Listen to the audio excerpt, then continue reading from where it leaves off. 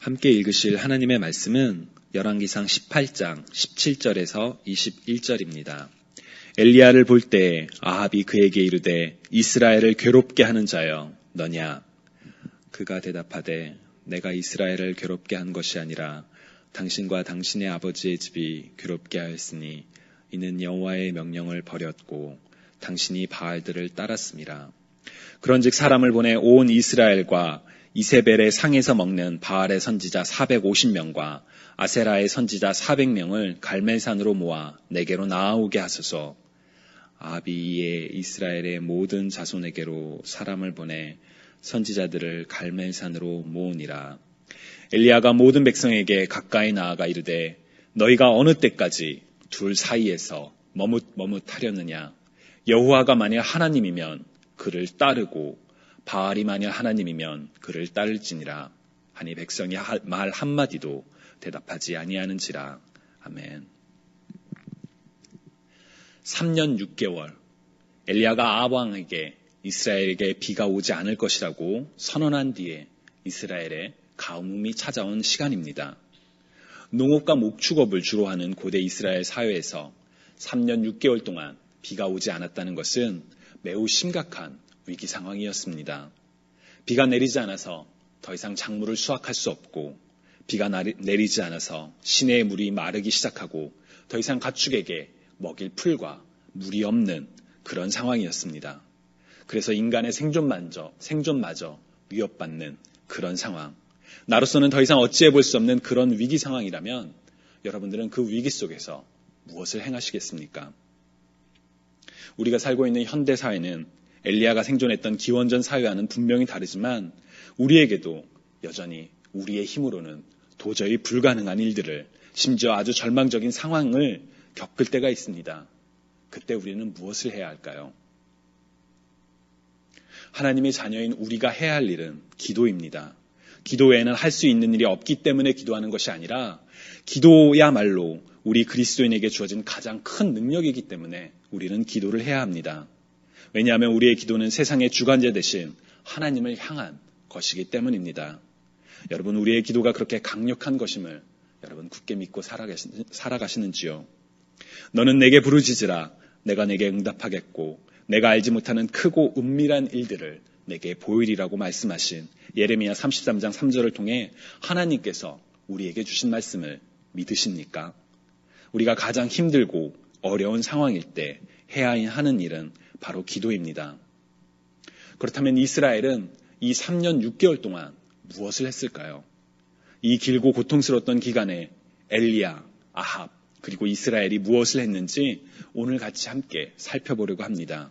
그리고 그들의 모습을 통해 우리 그리스도인들이 지켜야 할 모습들에 대해서 함께 이야기를 나누고자 합니다. 먼저 3년 6개월 동안 비가 내리지 않을 것이라고 선포했던 엘리야는 자신의 생명을 쫓는 아합 왕을 피해 요단 동편 그릿 시냇가로 다시 사르밧 지역이라는 곳으로 몸을 숨겨야만 했습니다. 그가 이 지역들을 다녀야만 했던 이유는 단 하나, 하나님께서 말씀하셨기 때문입니다. 지난 설교에서도 말씀드렸지만 엘리야는 왜 그곳으로 가야 하는지 단 한 번도 묻지 않고 그대로 하나님의 말씀에 순종했습니다. 엘리야가 하나님의 말씀에 순종했을 때 그는 하나님께서 행하시는 놀라운 기적들, 까마귀가 먹을 것들을 가져오고 한 줌밖에 없었던 밀가루병과 기름병에서 가뭄이 그칠 때까지 끊임없이 밀가루와 기름이 채워지는 기적을 경험했습니다.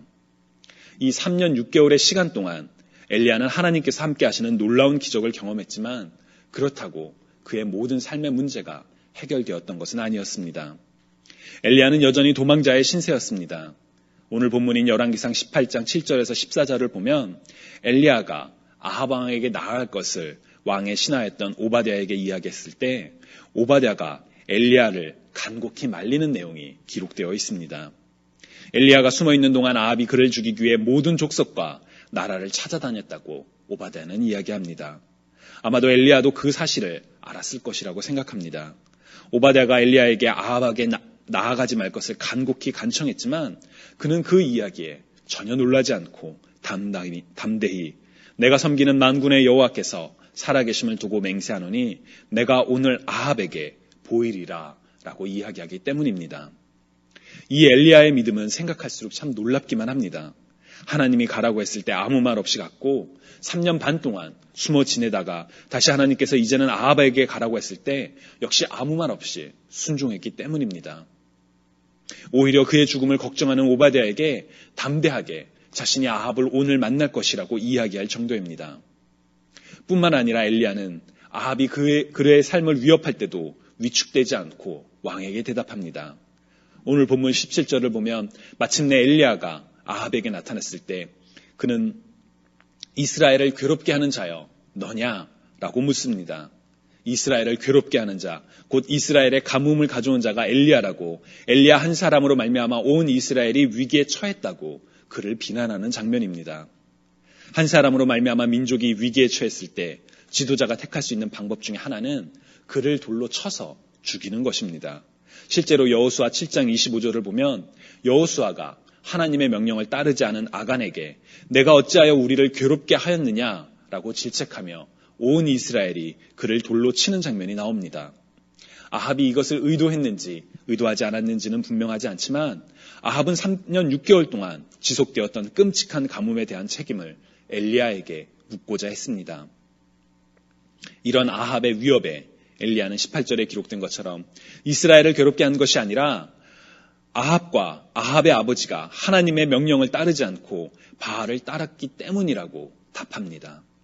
왕의 말 한마디에 그의 목숨이 달려 있었음에도 엘리야는 왕을 두려워하지 않고 하나님을 두려워하여 담대하게 이야기를 하고 있는 것이죠. 어떻게 이런 일이 가능할 수 있었을까요? 저는 엘리야가 오직 하나님만을 경외하였기 때문이라고 생각합니다. 세상의 어느 누구보다도 어느 것보다도 하나님을 우선시하며 경외했기 때문에 때로는 이해되지 않는 명령에도 아무런 머뭇거림 없이 순종했던 엘리야였습니다.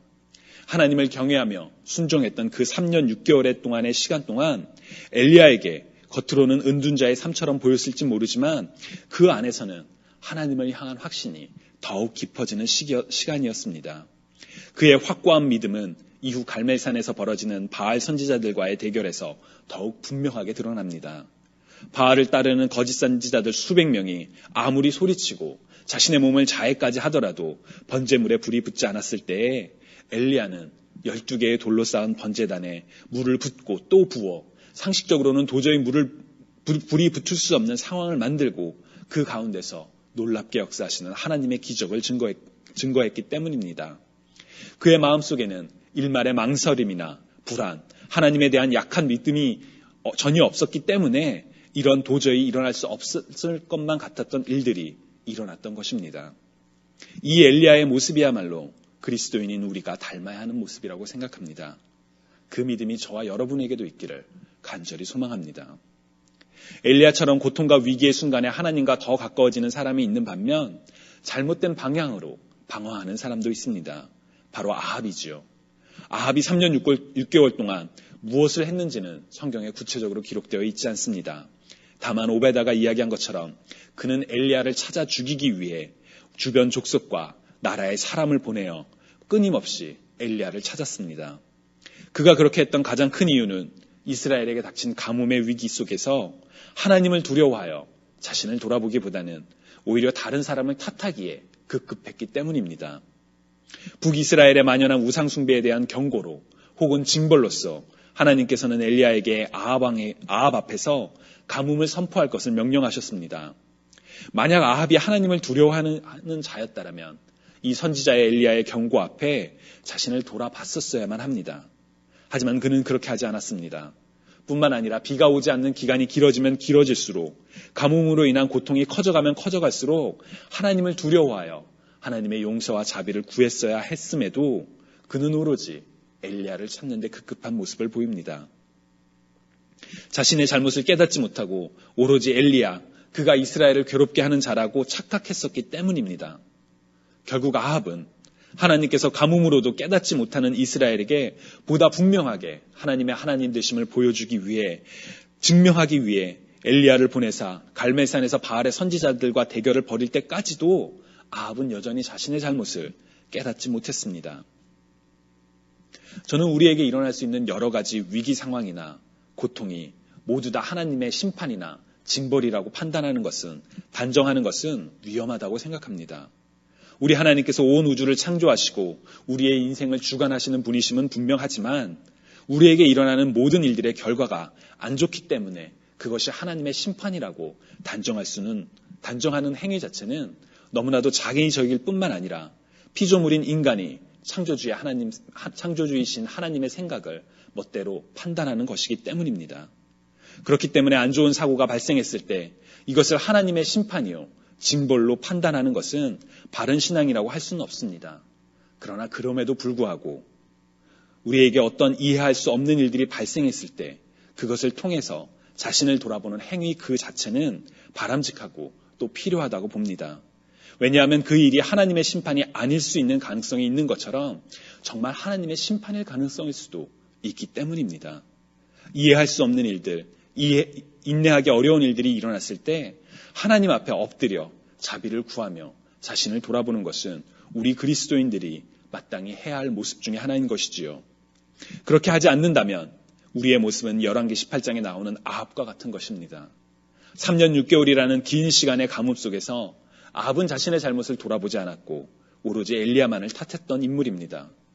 연단과 고통의 시간 속에서 우리의 시선을 다른 외부 어딘가로 돌리기보다는 하나님 앞에서 자신의 삶을 돌아보는 저와 여러분이 되시기를 주님의 이름으로 축원합니다. 3년 6개월이라는 위기의 순간에 주목해야 할 또 다른 인물들은 바로 이스라엘 백성들입니다. 설교 처음에 말씀드렸던 것처럼 농경과 목축을 삶의 근간으로 하는 고대인들에게 가뭄은 참 가혹한 시련이었습니다. 여러분이 만약 그 이스라엘의 사람들이라면 인간의 노력으로는 도저히 어찌할 수 없는 그 절망적인 상황에서 무엇을 하셨겠습니까? 이스라엘 백성들이 그 기간 동안에 한 것은 아합이 엉뚱한 곳에서 원인을 찾았던 것처럼 엉뚱한 데에서 해결책을 찾으려고 했던 점입니다. 오늘 본문 21절을 보면 엘리야는 모든 이스라엘 사람들을 모은 뒤 너희가 어느 때까지 둘 사이에서 머뭇하려느냐? 여호와가 만일 하나님이면 그를 따르고 바알이 만일 하나님이면 그를 따를지니라 고 외쳤습니다. 하나님의 백성들이라면 하나님을 경외하고 하나님의 말씀을 따르는 하나님의 자녀들이라면 당연히 여호와 하나님의 하나님 되심을 인정하고 회개해야 하는데 21절 후반부를 보면 백성이 말 한마디도 대답하지 아니하는지라 라고 기록되어 있습니다. 하나님과 바알 중 둘 중에 하나를 선택하라는 엘리야의 말에 아무런 긍정도 부정도 하지 않았다는 것은 그들의 마음속에 두 가지 마음이 있었다는 뜻입니다.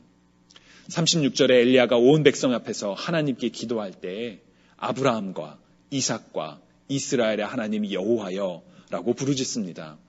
곧 우리 하나님이 그들 조상의 하나님 되심을 분명하게 되새겨주고 있는 것입니다. 이스라엘도 이 사실을 알고 있었던 것으로 보입니다. 그렇기 때문에 엘리야가 여호와와 바알 중 둘 중에 하나를 선택하라고 했을 때 하나님을 부정하지는 않았던 것이지요. 하지만 그렇다고 하여 하나님을 인정한 것도 아니었습니다. 그들은 하나님께서 이스라엘에게 주신 첫 번째 계명, 너는 나 외에는 다른 신들을 내게 두지 말라는 말씀을 정면으로 어기며 바알, 아세라와 같은 이방신, 곧 우상을 가까이 했기 때문입니다. 어쩌면 이스라엘 백성들이 이세벨이 하나님의 선지자들을 죽이는 것을 보면서 하나님을 따르는 것을 이야기했다가 자신의 삶마저 위협받을까 두려워했는지도 모릅니다. 그렇기 때문에 아합 왕 앞에서 하나님이냐 바알이냐 둘 중에 하나를 선택하라고 했을 때 대답하지 못한 것이 아닐까라고 생각해 볼 수도 있습니다. 그러나 그러한 두려움이 있었다는 사실조차 이스라엘에게는 변명이 될 수는 없습니다.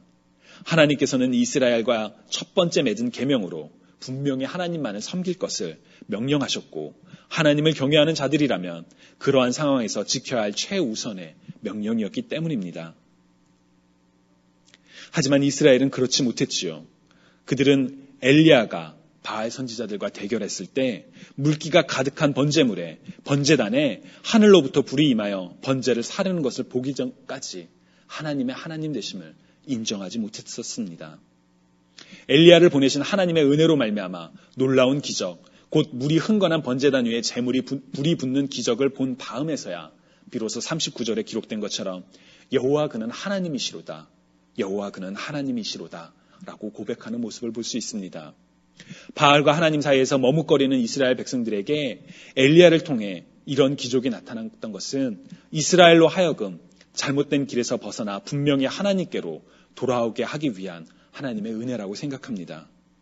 이 놀라운 계획을 실천하기 위해 엘리야는 목숨을 걸고 담대히 아합에게 내려와 영적 대결을 선포했던 것이지요.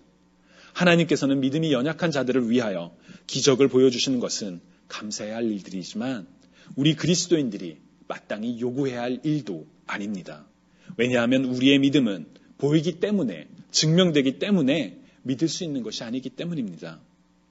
예수님께서는 분명한 증거를 요구하는 도마에게 자신의 몸을 보이시면서 너는 나를 본고로 믿느냐? 보지 못하고 믿는 자들은 복되도다 라고 말씀하신 바 있습니다. 믿음은 우리가 바라는 것들의 실상이고 보이지 않는 것들의 증거이기 때문에 우리의 믿음은 나타난 증거로 말미암아 증명되는 것이 아닙니다. 그렇지만 이스라엘이 고통 중에서도 하나님께로 돌아오지 못하자 이를 안타까이 여기신 하나님께서 갈멜산에서의 대결을 통해서라도 하나님의 하나님 되심을 보여주셨던 것뿐이라고 생각합니다. 즉 갈멜산 사건의 핵심은 물에 흠뻑 젖은 번제단에서 불이 붙는 기적인 것이 아니라 보이지 않기 때문에 믿지 못하는 3년 6개월의 가뭄 속에서도 깨닫지 못하는 이스라엘 백성들을 향한 하나님의 배려와 사랑이었던 것입니다. 하나님께서는 이 사랑을 하나님과의 맺은 계명조차, 그 첫 번째 계명조차 지키지 못했던 이스라엘에게 보여주셨던 것이죠. 여러분, 이 하나님의 사랑을 믿으십니까? 이 사랑이 오늘도 변함없이 우리를 향하고 있다는 사실을 믿고 계시는지요? 지금까지 이 고통의 3년 6개월 동안 엘리야, 아합, 그리고 이스라엘 백성들이 한 일이 무엇인지에 대해서 간단하게 소개해 드렸습니다. 제가 이들의 이야기를 통해서 여러분들과 나누고 싶었던 진짜 이야기는 우리는 이 엘리야, 아합, 그리고 이스라엘 백성 중 어디에 속해 있는지에 대한 질문입니다. 한 치 앞도 알 수 없는 불안한 삶 속에서 여러분은 엘리야가 그랬던 것처럼 하나님에 대한 굳건한 신뢰를 갖고 순종하는 삶을 살고 있습니까? 혹은 우리에게 어떤 어려운 일들이 닥쳤을 때 그것을 통해 하나님을 경외하며 자신을 돌아보는 삶을 살고 계십니까? 혹시나 아합처럼 다른 사람을 탓하는 것에 급급해하며 정작 자신의 잘못을 돌아보지 못하는 과오를 저지르고 계시는 것은 아닌지요? 심지어 이스라엘 백성들이 그랬던 것처럼 하나님의 계명을 정면으로 어기며 눈앞에 보이는 두려움을 해결하는 데 급급한 삶을 살고 계시는지요? 그렇다면 이제 그리스도인으로서 마땅히 그리고 담대히 선택하시기 바랍니다. 오늘 본문에서 엘리야가 이스라엘에게 던진 질문, 아니 도전은 오늘 살아가는 불완전한 우리에게도 여전히 적용됩니다. 너희가 어느 때까지 둘 사이에서 머뭇머뭇 하려느냐? 여호와가 만일 하나님이면 그를 따르고 바알이 만일 하나님이면 그를 따를지니라. 오늘을 살아가는 우리에게 바알과 같은 우상은 없지만 여전히 우리의 생각과 삶을 붙잡는 많은 우상들이 있습니다. 때로는 그것이 돈이 될 때가 있고 삶의 안정일 수 있으며 명예, 건강, 지식, 자식, 정욕 등 많은 것들이 하나님보다 먼저 우선시되는 우상이 될 수가 있습니다. 여러분들에게 그러한 우상이 있다면 이제는 선택하시기 바랍니다. 너희가 어느 때까지 둘 사이에서 머뭇머뭇하려느냐? 여호와가 만일 하나님이면 그를 따를지니라. 불확실하고 불안전한 삶이지만 그 속에서 엘리야처럼 분명한 선택을 하는 저와 여러분이 되시기 바랍니다. 하나님만이 우리의 참 하나님 되심을 인정하며 하나님을 따를 것을 결단하고 하나님을 경외하는 저와 여러분이 되시기를 주님의 이름으로 간절히 축원합니다.